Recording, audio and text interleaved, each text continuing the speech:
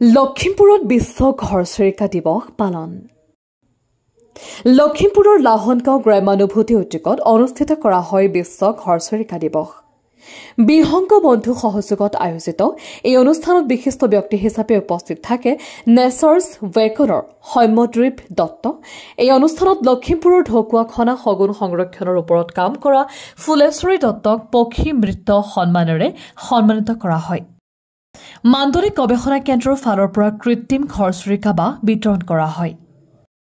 Tax report Assam time 8। সমগ্ৰ বিশ্বৰ লগতে আমি অসমতো অসম কৃষি বিশ্ববিদ্যালয়ৰ লখিমপুৰত অৱস্থিত মাণ্ডলিক গৱেষণা কেন্দ্ৰৰ উদ্যোগত আৰু গ্ৰাম্য অনুভূতি লখিমপুৰৰ সহযোগত বিশ্ব ঘৰচিৰিকা দিৱস 2025 উদযাপন কৰিছোঁ।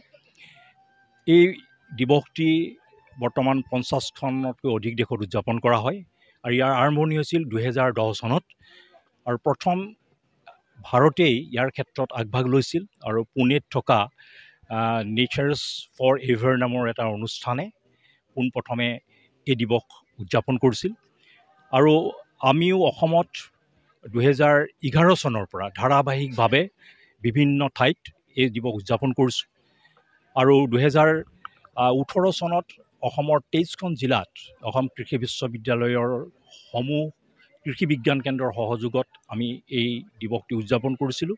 ইয়াৰ মূল উদ্দেশ্য হ'ল ঘৰচিৰিকাৰ লগতে যিবোৰ আমাৰ সাধাৰণ থলুৱা আৱাসিক চৰাই আছে যিবোৰে মাৰ্চ এপ্ৰিল বসন্তকালত বাঁহ বনায় পোৱালি জগায়, সেইবোৰৰ সংৰক্ষণ আৰু এইবোৰৰ হকে ছাত্ৰ ছাত্ৰী সাধাৰণ ৰাইজ কৃষক সকলোৰে মাজত সজাগতা অনাটো। কাৰণ আমি সকলোৱে ভাবোঁ যে এই চৰাইবোৰে শস্যৰ গুটি খাই নষ্ট কৰে। প্ৰকৃততে এই চৰাইবোৰে পাৰিপাৰ্শ্বিকতাৰ যি ভাৰসাম্যতা, পৰিৱেশৰ যি ভাৰসাম্যতা সেয়া অটুট ৰখাত বিশেষভাৱে বৰঙণি আগবঢ়াই গৈছে আৰু কীট-পতংগ নিয়ন্ত্ৰণতো এই চৰাইবোৰৰ বিশেষ ভূমিকা আছে। আমি আশা কৰিম এই বাৰ্তাটো আজিৰ দিনটোতে নহয় প্ৰতিটো দিনতেই অসমৰ জনসাধাৰণৰ মাজলৈ যায়।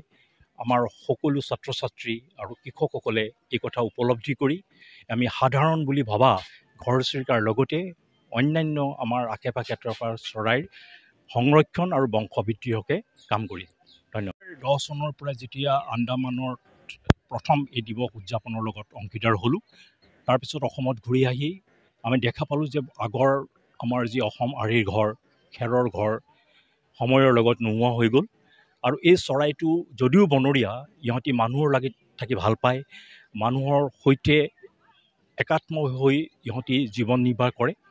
গতিকে মানুহৰ সহায় নহ'লে এই সৰু চৰাইবিধ বাচি থাকিব নোৱাৰে আৰু মানুহৰ বাসস্থানৰ এই যি পৰিৱৰ্তন আহিলে, যি RCC নিচিনা ঘৰবোৰ আহিলে, আজিকালি বহুত আপোনাৰ ফ্লেট হ'ল।